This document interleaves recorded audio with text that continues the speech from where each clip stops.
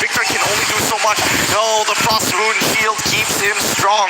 Oh, I'm not entirely sure how the engagement even started to begin with, but they have to protect this purple here. Wise wants it. Bennett's Rage going to be coming out. They zone away. Mobazane having to use the lethal counter to secure his own purple. Amazing response by the side of Blacklist International, man. They know BTK. That, again, the reason BTK was able to win that fight just now is because they isolated. You can see BTK, when that orange buff fight happened, they were able to... Did you see the shot selection by them? Yeah. The Kufra targeted towards the Estes, and everyone else targeted towards Wise. So by that, Wise wouldn't be able to get the resource, to get the healing. But look at this. It is already Blacklist, once again, trying to look for the proactive plays in that top side. I like it. I actually kind of like it coming in from Blacklist International. They've completely played it the top side and taken away all the energy shields and maximized on that gold. And one thing that Blacklist International did all throughout this game is to punish BTK from grouping up, because BTK really wanted to group up, and what normally happens is that you leave your lanes. Oh, yo! I'm sweating now. I'm so sorry, Wolf. That's some pucker factor right there. The balls on Venus right there to be able to just save his ultimate, man. That was crazy. Yep. That was crazy. It's just limit testing. Yeah, one thing for Blacklist International, and most particularly on my Venus, he's got a lot of composure, I guess, the word I'm looking for. He knows when to pop his ultimate or when not to. Yeah, I mean, honestly, Oh My Venus is one of those players who has that veteranship, has been in the league, in competitive play for so long. Tempered like steel here. Another game pause is going to be, I'm not entirely sure what the issue is going to be, but we'll fix it in the meantime. We got to trust that the system works. Yeah, you talked about how veterancy can come, or veteranship might come from Oh My Venus. Fun fact, Oh My Venus and Wise, they also represented the Philippines before, back in M1. But they're still part of Onyx Philippines, who also represents the Philippines today. And so this is not the first time.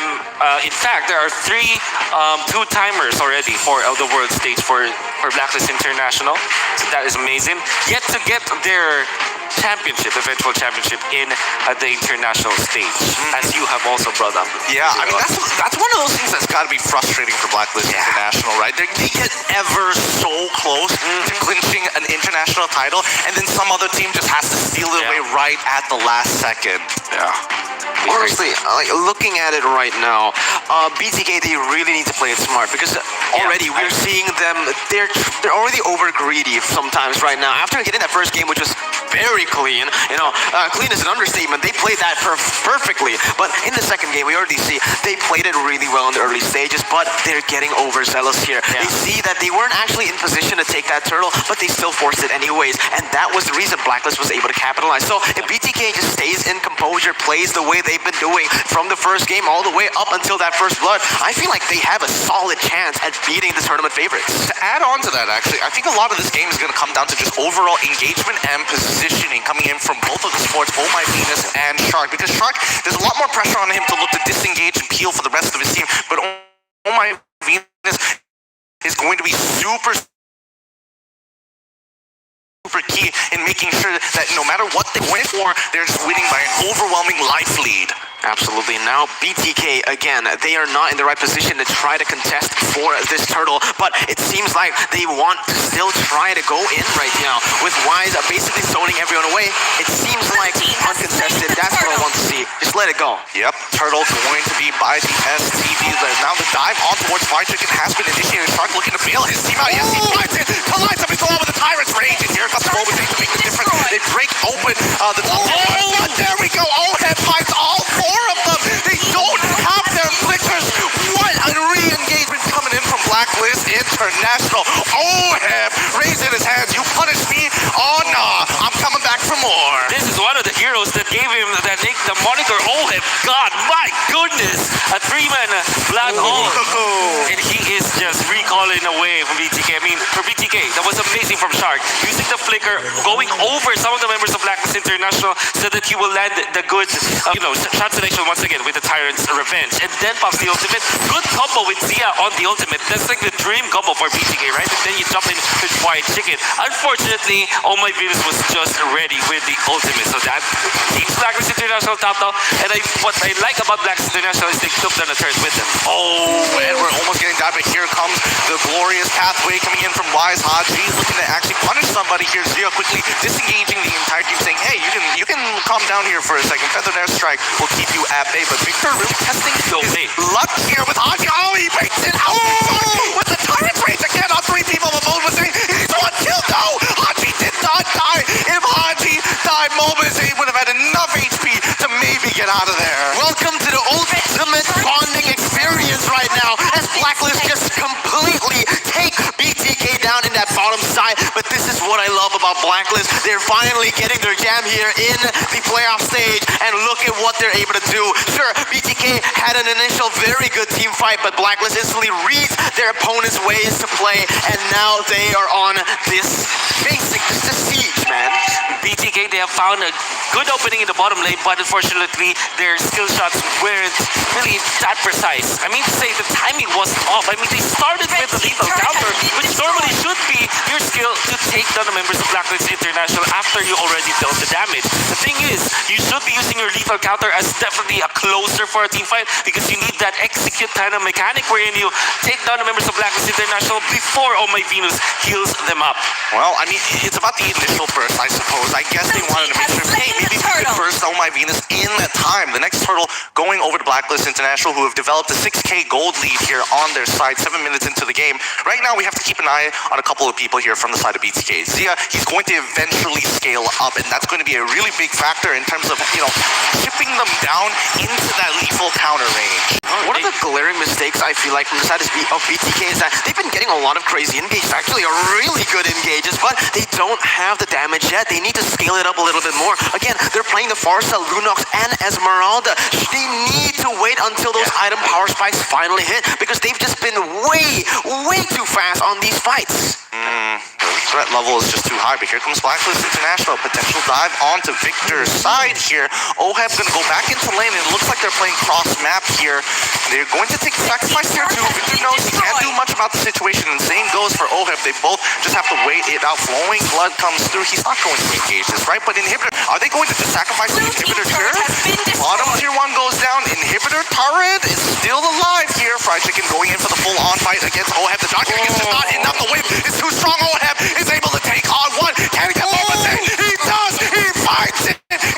It's gonna be a 1v2 as Oheb is ready. Rumble Daytona's welcome onto Shark, and it's gonna be an easy triple kill for the man, the myth, the legend, Oheb. You don't cross-map against this guy, man. We all know what Oheb can do. He got the Maniac on Beatrix in the group stage, and he's gonna get that triple kill to basically shut BTK down in the early phase. And that was what I always called the awkward do the jump with the ultimate from the darkness, right? You always want to hit with your ultimate from the darkness and also get another chaos ball up.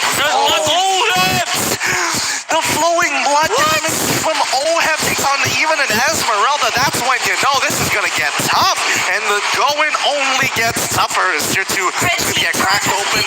Lord is up and running. Does Blacklist International want to get a little greedy here and force the play, or wait for Luminous Lord? It looks like they're gonna go for the greed and press the advantage. Look at how Blacklist International just plays. Again, we saw BTK, they were able to get that 10,000 gold lead against Blacklist International, but I feel like Blacklist, they just do so much more with the leads that they have. They're able to snowball much more efficiently, and that is why you can't make those mistakes against this team. You make one tiny mistake in that turtle pit, and it all just comes crumbling down. Everything you've been able to build, it just gets completely bulldozed by Blacklist.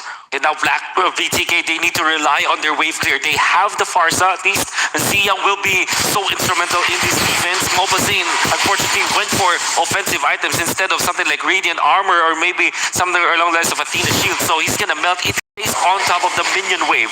So in order for BTK to defend themselves, they have to have good positioning, and Zia needs to smartly use his ultimate, not pop it, not smartly. Yeah, he's got to be very careful here. And now on that top side, they're already using the siege mechanics to what Edward and Wise with the Glorious Pathway, making it impossible to even get on top of them. Lord is coming through. They should be able to shred this, no issues whatsoever. But how many inhibitors is this going to take Shark? He's looking for something. Blacklist is going to back away. Edward giving them plenty of vision. Bennett's rage is coming down too. They're just going to shred the inhibitor turns 10 minutes in towards this game. Oheb's lead. Can they get one more? They've stacked this perfect. Unfortunately, his fried chicken and Mobazane can't really do much about his Imperial's passion comes on through, and that's going to be 3 clean inhibitors coming in from Blacklist International. You know it's over when you don't even need minions to siege into the base, man. That mid lane inhibitor, that was brutal by Blacklist International. And right now, BTK, honestly, they can't really make any plays, any macro plays, even proactive on the map anymore. It's just Blacklist controlling everything and anything at this point. We'll just see how BTK handles this. Yep, Oheb going in on top of Fried Chicken already, forcing out the Brilliance very early on here. And right now, I think this might just be checkmate for BTK. Blacklist International cannot let them get their win conditions, and they want to end this game as early as possible. Menace Rage coming on through his Edward and Wise, stopping the Feathered Airstrike. They can't click with the Godlike coming in from Oheb as he's making sure he's completely zoning them up. This is going to be it. The Blacklist International, the PH fans have been waiting for. You can't just break the code that easily. You're going to have to do it 2 more times in this matchup. GG, well played to Blacklist International. Breaking the code is what they want. You want them to break the code. We'll completely just fix it over just a few minutes. And that's why this team is so magical. This is why they're the tournament favorites. Instantly, they were dominated in the first game. No worries, no pressure whatsoever. We got everyone here just learning instantly. And you can see the evolution already. They managed to adapt so fast, even when they were behind in that first moment, man. Love the word that Gideon actually used, Mirko. Troubleshooting. That's exactly yes. what Blacklist International did in this particular game. Using the high-low